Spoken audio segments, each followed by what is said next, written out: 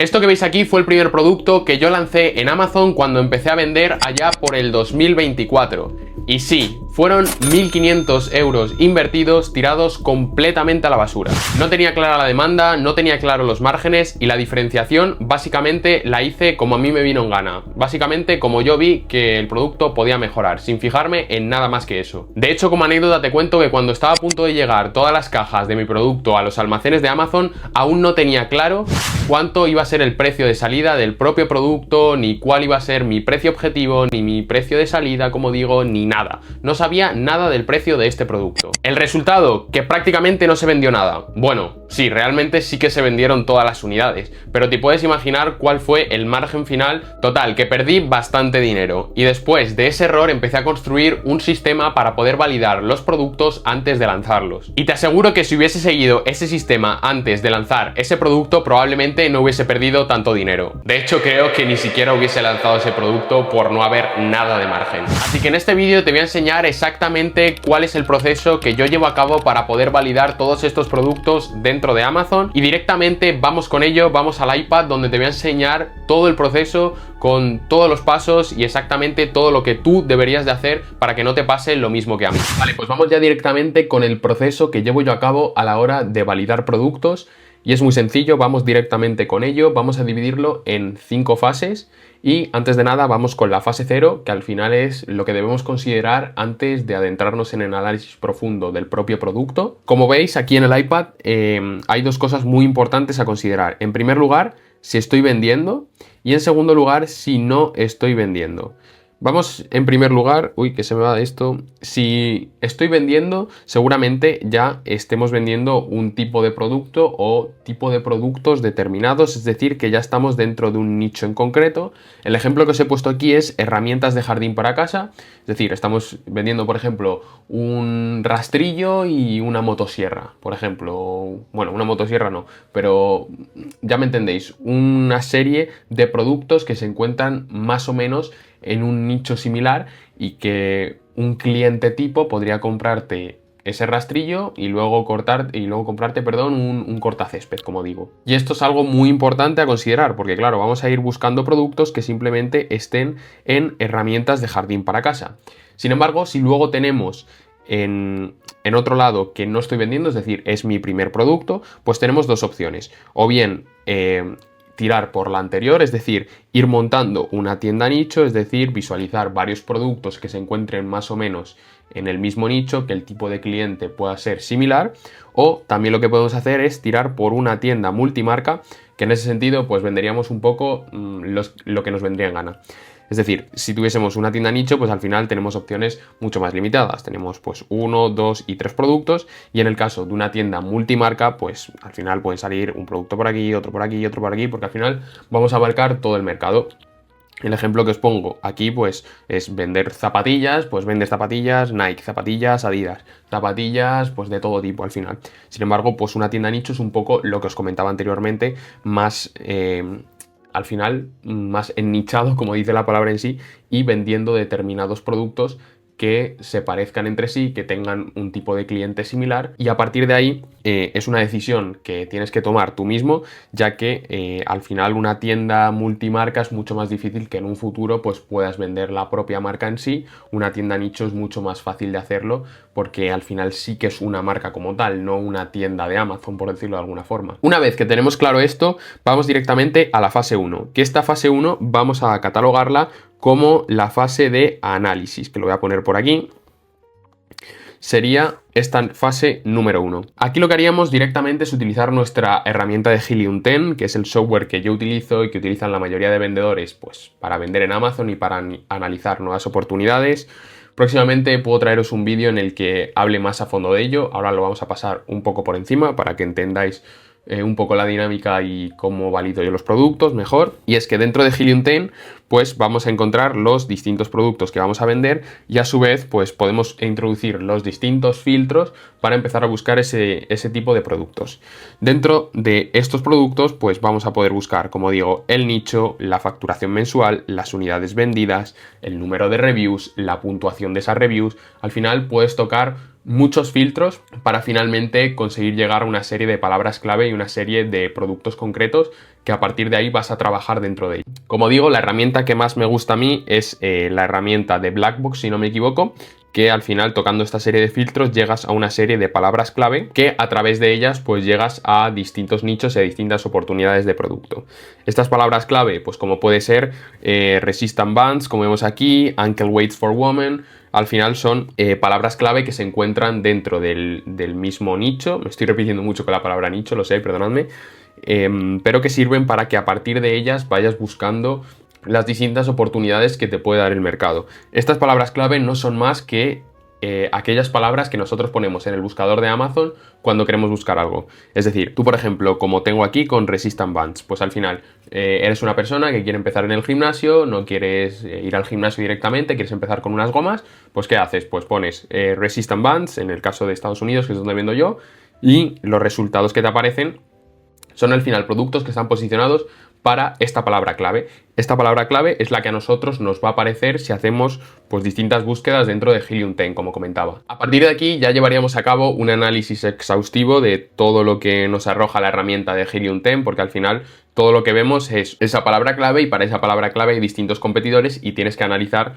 pues cuál puede ser la palabra clave principal, al final un poco la facturación de esos competidores y fundamentalmente si este producto es rentable, que ahora os voy a explicar yo en qué me fijo yo fundamentalmente y a priori antes de hacer un análisis más profundo para saber si este producto puede ser rentable o no. Y para ello llegamos a la fase 2, que como digo es relacionado con si es un producto rentable o no.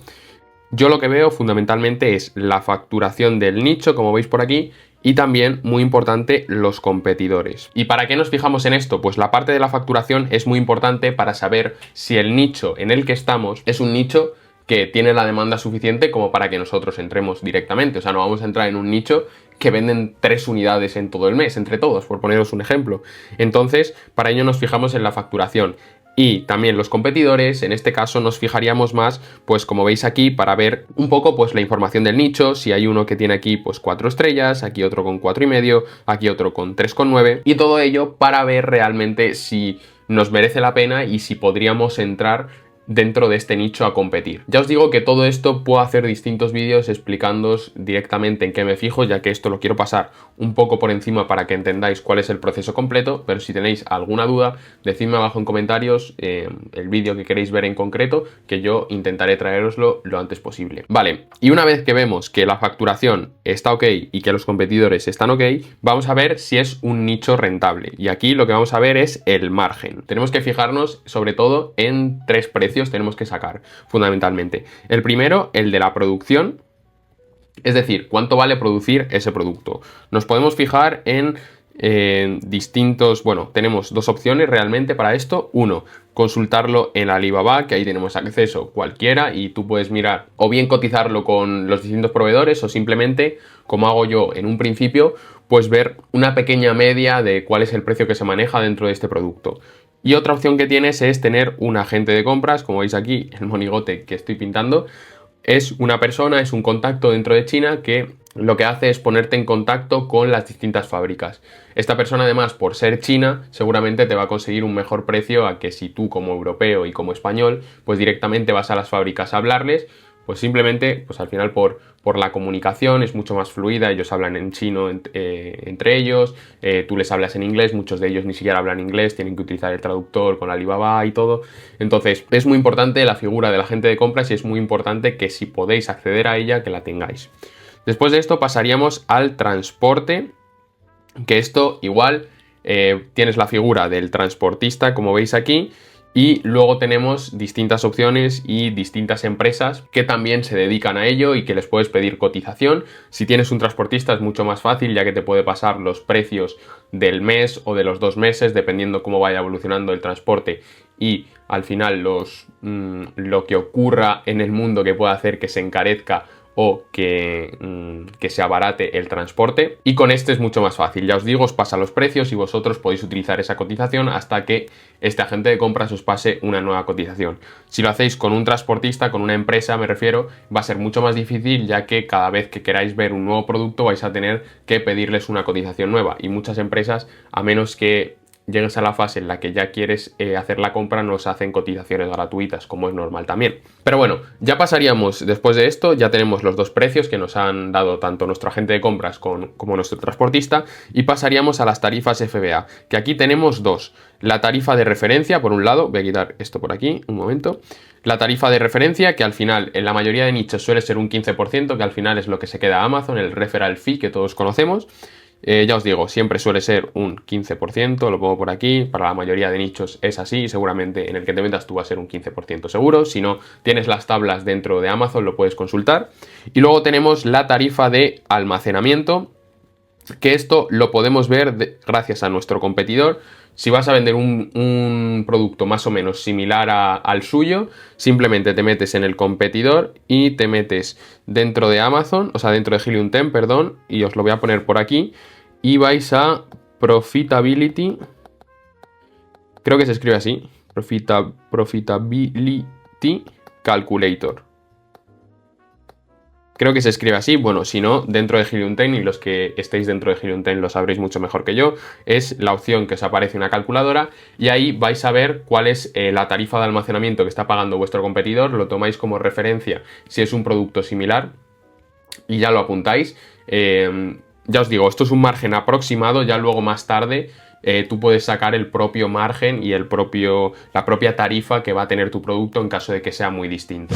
Vale, después de esto vamos con la fase 3, estamos ya en la fase en la que ya tenemos el margen aproximado, ya que lo hemos sacado gracias a los anteriores precios que hemos sacado.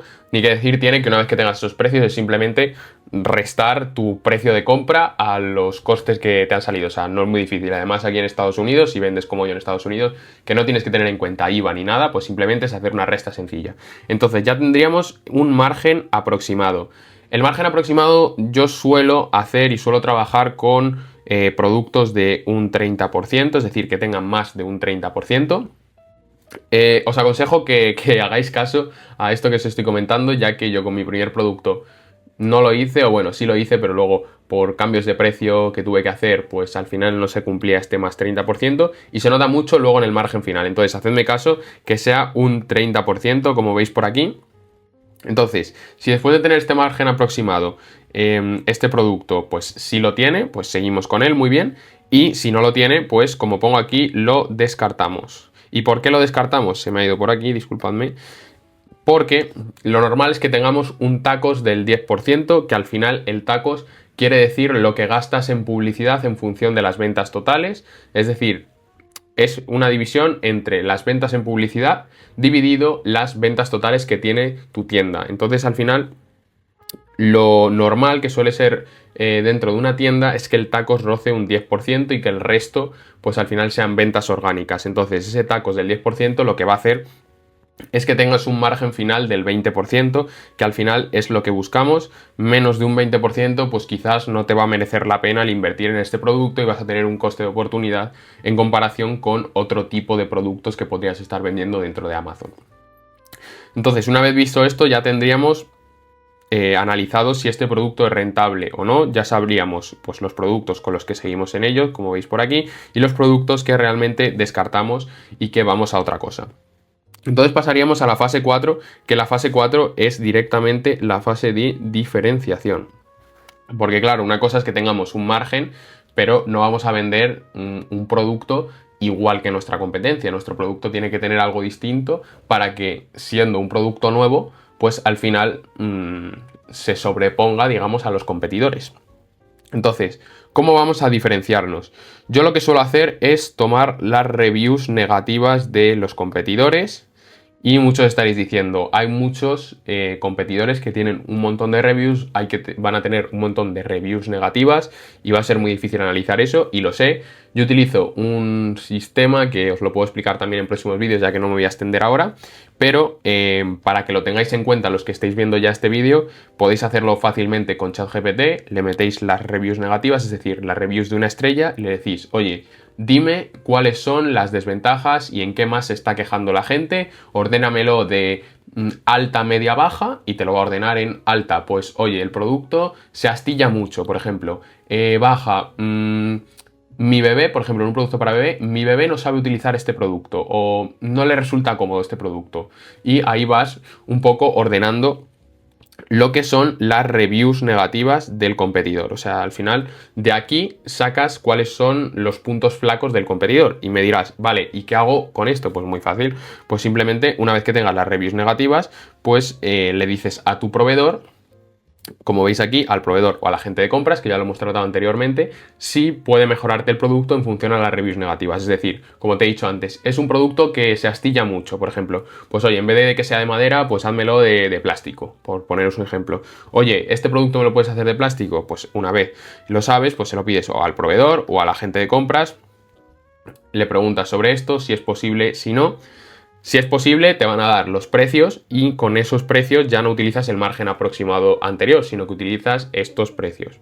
En muchas ocasiones te va a pasar que las mejoras van a encarecer mucho el producto y no van a hacer posible que se pueda mejorar. En esos casos no te desesperes porque nos ha pasado a muchos, a mí me pasa también. Lo que pasa es que si hiciésemos un análisis exhaustivo de todos los productos no terminaríamos nunca. Entonces lo que hacemos primero es un margen aproximado y si ya luego con las mejoras pues no da, pues ya directamente pasamos a otro. Entonces, en resumen, aquí una vez tenemos las reviews negativas, ¿cómo vamos a poder mejorarlo? Le pedimos una cotización real, esta vez no es un margen aproximado, como digo, a tu proveedor o agente de compras, recomendado que tengas agente de compras. Y ya sabríamos exactamente cuáles son los precios del producto en concreto, o sea, el precio de producción en concreto, ya no es aproximado. Entonces, una vez tenemos eso, ya tenemos el margen real y la diferenciación, porque recordemos que el margen real ya ha sacado también las tarifas de almacenamiento en concreto, ya que ahora no estás en una búsqueda de productos en general, sino que ahora estás tratando un producto en concreto que has visto que puede ser rentable porque pasa el margen una vez lo has analizado con ese margen aproximado, como digo. Entonces, una vez tenemos el margen real y una vez tenemos la diferenciación, una diferenciación que obviamente os lo voy a poner por aquí, que sea posible, es decir, dentro de Amazon hay productos que tú ves que son muy malos y que se pueden mejorar por todas partes, pero claro, si la mejora es meterle una calidad perfecta de un bambú, o sea, de una madera de bambú, por ejemplo, increíble, pero que te encarece el precio 6 o 7 dólares, pues oye, es verdad que aquí lo que queremos hacer es ofrecer buenos productos a los competidores, pero tampoco somos tontos. Esto al final es un negocio en el que hay que ganar dinero. Entonces, muy importante esto que veis aquí, que sea posible. Vale, y una vez que estamos aquí, ya al final ya tenemos todo hecho. O sea, ya estamos en la fase clave en la que ya estamos viendo el producto salir prácticamente. Entonces, iremos a la fase 5, como veis aquí. Y la fase 5 es analizar si tengo un cash flow para llevar a cabo esta inversión. Bueno, como veis aquí he pintado un banco, o sea, no lo he comentado a lo largo del vídeo, espero que valoréis mi calidad de dibujo, ya que no soy pintor ni nada de eso, ni nada parecido, e intento hacer lo mejor posible, pero bueno, aquí tenemos un banco para saber si tenemos cash flow o no. Ni que decir tiene que si es tu primer producto, al final no tienes tanto que analizar, es simplemente ver si puedes invertir o no puedes invertir. Es decir, si tu producto vale 2.000 y prevés que vas a hacer una inversión de 1.000, 1.500 entre publicidad, fotos, programa Vine y tal, es simplemente sumar 2.000 y 1.500, 3.500. Si tienes 4.000 puedes hacerlo, si tienes 3.000 no puedes hacerlo. Es tan fácil como eso. Esto es más para la gente que ya tenemos algún producto. Y os digo que esto es muy importante ya que yo también me encuentro en esa fase y es algo que me está costando mucho, todavía lo estoy trabajando ya que analizar el cash flow no es nada fácil y más con un producto en lanzamiento, que os lo voy a poner por aquí. Si estamos en lanzamiento es bastante más complicado ya que no sabemos exactamente cómo funciona la demanda de nuestro producto, estamos dentro de un producto nuevo. Si estuviésemos en una fase de mantenimiento, ya sabemos más o menos cómo se comporta el mercado, no vas a pasar de 5 unidades vendidas a 10 de un mes a otro y eso pues te jode por completo la previsión de stock. Entonces, en definitiva, si ya tienes un producto, lo primero que tienes que saber de este segundo producto es el precio por un lado y por otro lado los tiempos de envío. Los tiempos de envío normalmente, si tienes un transportista medio rápido y lo que suelen tardar la mayoría de proveedores, yo pondría 1 mes y medio. Si no lo tienes, si no puedes preguntar al proveedor o por lo que sea estás haciendo ya tu nuevo producto y no quieres esperar a recibir la respuesta, yo pondría mes y medio, más o menos. El precio sí que te lo tiene que dar, obviamente. Pero bueno, en este caso ya lo tendrías porque ya has hecho todo el análisis posterior. Pero bueno, en caso de que no tengas los tiempos, yo te digo que más o menos, pues coge unos, 90 días, ponte. Todo esto lo queremos saber, ¿para qué? Pues para saber la producción, por un lado, y por otro lado el transporte. O sea, para tener claro cuáles van a ser los tiempos y en qué momento voy a desembolsar ese dinero. Una vez que sepamos esto, pues tienes que saber cuánto vas a gastar. O sea, lo vas a saber con el precio y con los tiempos. Aquí es donde ya se complica un poco la cosa porque, como digo, si es un producto que no está, o sea, bueno, mejor dicho, que está en lanzamiento, es mucho más difícil prever si vas a vender más o vas a vender menos. Si está ya en mantenimiento y ya sabes que lo normal es que vendas 8 unidades diarias, es simplemente saber cuánto vas a vender mes a mes y saber si en este momento, si yo he comprado stock de 500 unidades, pues es multiplicar 8 por 30 por 3 meses, por ejemplo, pues oye, tengo la previsión que me da es para 2 meses, o oye, la previsión que me da es para 3 meses, o sea, sé que si no estás dentro es un poco complicado de entender, pero simplemente es hacer números, o sea, aquí ya os digo que se complica cuando no sabemos exactamente cuál es la demanda real de nuestro producto y cuando es un producto que es muy variable y que dependiendo del día vendes una cosa, vendes otra, que eso pasa siempre, pero luego lo normal es que en un producto ya está en mantenimiento las ventas a final de mes se estabilicen más o menos siempre en lo mismo. Pero bueno, teniendo en cuenta que ya estás en el proceso en el que tienes un producto que está en mantenimiento, una fase de mantenimiento que está ya más asentado, aquí ya sabrías exactamente cuánto vas a gastar en el nuevo producto. Ya sabrías el precio y ya sabrías los tiempos, o sea, como digo, la producción y el transporte del mismo.